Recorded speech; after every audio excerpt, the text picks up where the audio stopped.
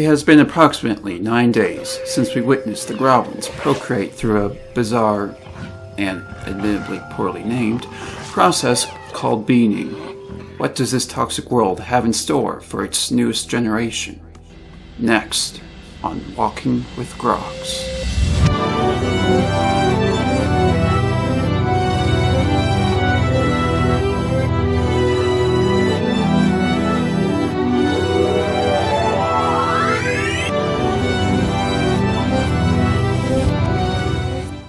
Some time has passed since we left off, approximately 9 days to be precise, and the small beings coughed up into this world have since fully matured into adult groblins. This isn't the only thing that has changed around the acid oasis. New faces from far and wide have flocked to the oasis's banks, predators and prey alike.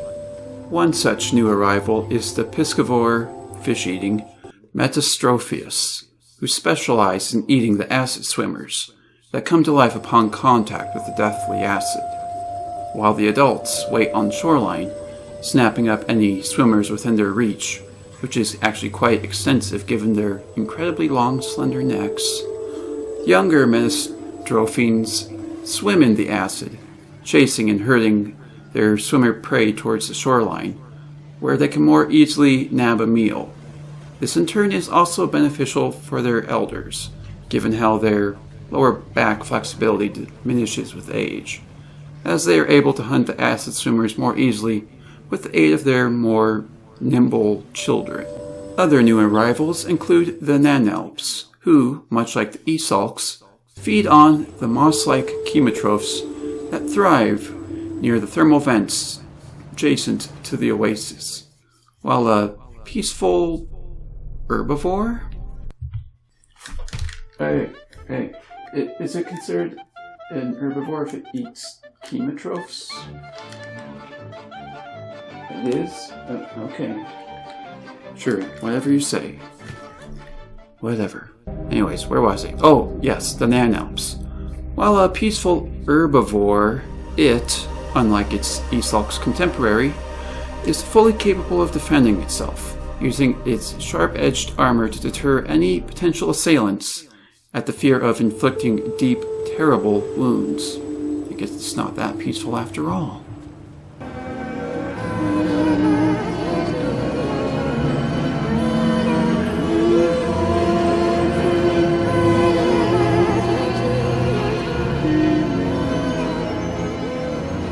Lord Spode put forth shapes of plants and animals that would call each planet their own.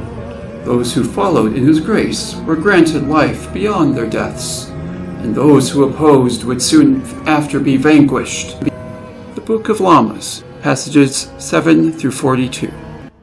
As our sacred texts have stated, Spode seemed to have a certain set of shapes in mind for what he would consider worthy of his blessings. Unfortunately, what those shapes exactly are has been lost to the tests of time. But if we're talking about the Grox in regard to this passage's meaning, well, perhaps, for a brief period of time, those vile machines' ancestors arose following Spode's orders. I mean, when it comes to their shape, there are countless other races out there, many of whom are devout followers of Spode, who bear more than a passing resemblance to the Grox.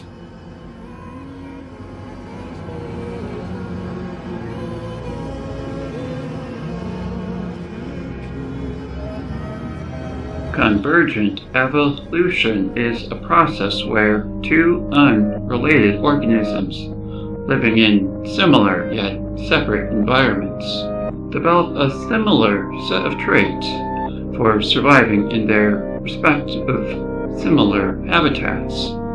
The Grox, or rather Grox-like races, are no exception. When it comes to pseudo-Grox races, it always seems that they're always given the short end of the stick. I mean, they look like the Grox, A few bad apples may commit an isolated offense, thus incurring the wrath of their interstellar neighbors, believing that by ridding them of the pseudo-Grox race, they're doing a deed for the greater good. They're not. Other than those new faces, the Esalks are still present, going about their usual business of grazing.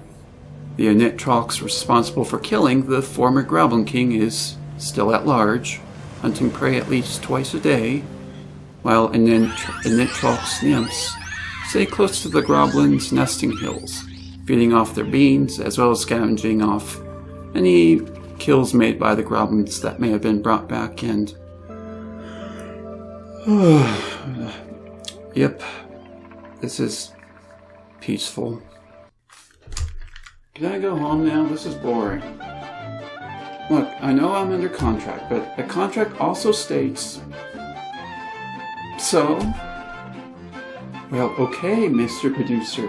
If you care so much about these Goblin stories so much, why don't you just get them to do the narrating? Wait, I was kidding. No, please, I have a wife and 3.5 kids. It can be difficult to exactly understand what's going through an animal's head at times. While we have had technology advances in the field of faunal communication devices, it's only been with mixed success. I don't like talking with the Grox. They're so mean. I mean, so incredibly verbose, calling me a slow-thinking, carbon-based life form, and how much they'd love to just shove my loot up my... I mean, after that and their creepy voices.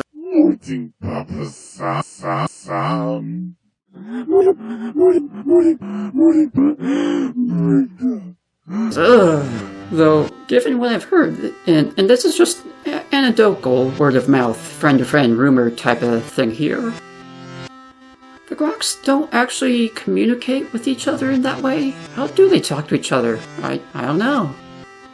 Using state-of-the-art technologies, we've equipped the Chronovision with a faunal communication auto-translator to better understand the exact thought processes that the Grox ancestor, the Groblins, experienced on a regular basis.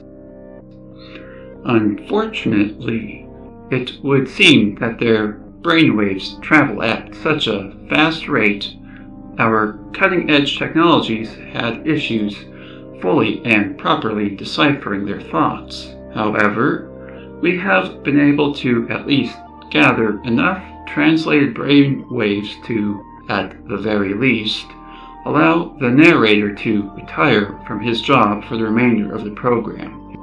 Here is what we have.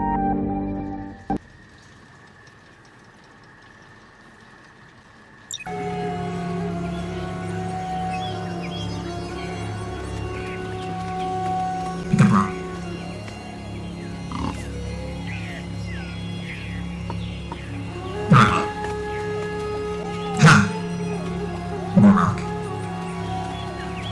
Another rock on my shoulder. Get nearby.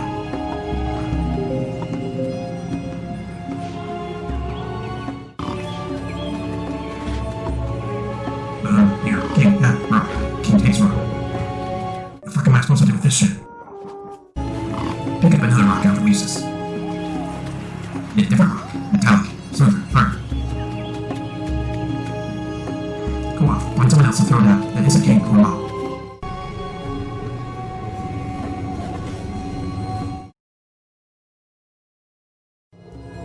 See these looks nearby. Sweet. Maybe I'll throw rocket food till it dies.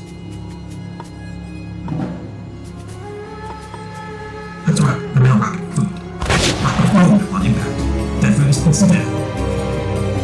Now let's go see what the fuck is going on.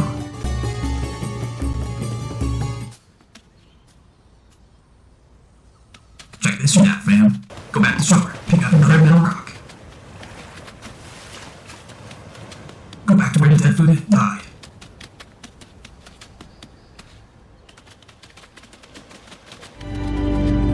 Step out a little further. See if that helps.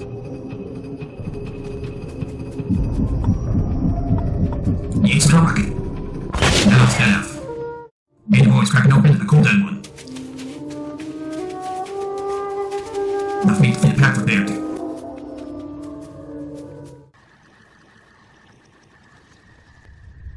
Just about anything can be used as a weapon.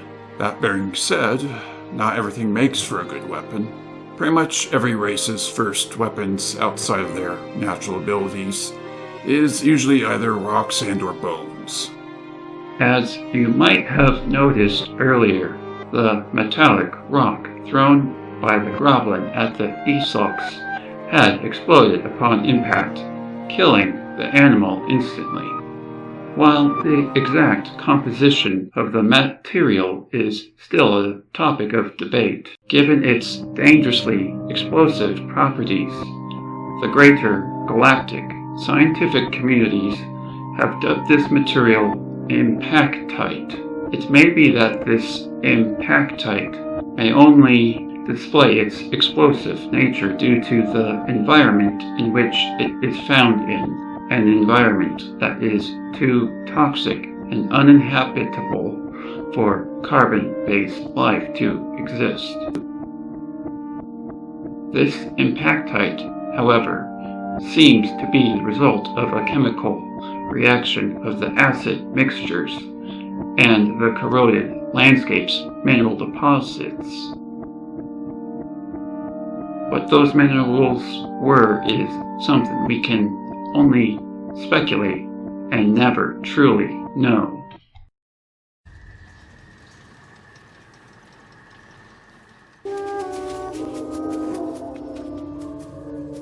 King comes up. How the frick do you bring that shit down once it's low, son? My best explained how to throw a rocket in and died. King picked up rocket a game earlier.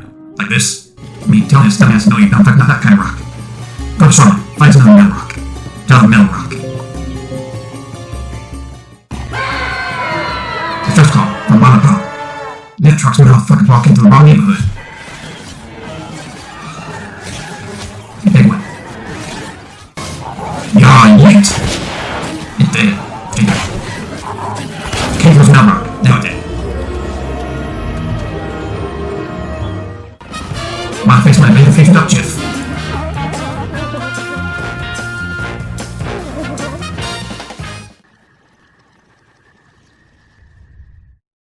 Intelligence is relative, intellect is subjective, and learning is universal. While it appears that the Grox learned nothing in regards to living in harmony with nature and those around them, they quickly come to learn who it is that makes contact with them and why, and what would be the best method of dispelling the unfortunate contactee's race, all in a matter of hours. How do they communicate so quickly and respond so uniformly? Hive mind. Given how they operate both internally and in regards to the outside world, the Grox almost definitely operate in a hive mind. That said, it doesn't seem that their goblin ancestors exactly operate in this manner. And it's here that our time with the Groblins comes to a close. But what's next?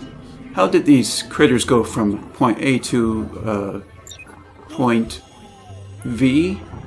Probably point B to point B and then on to C and so on. Anyways, next time on Walking with Grox, we'll explore the next stage.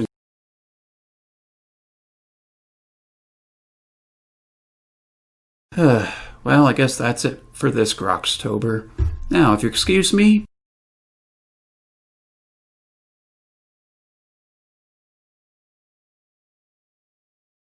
I have a Let's Play to return to.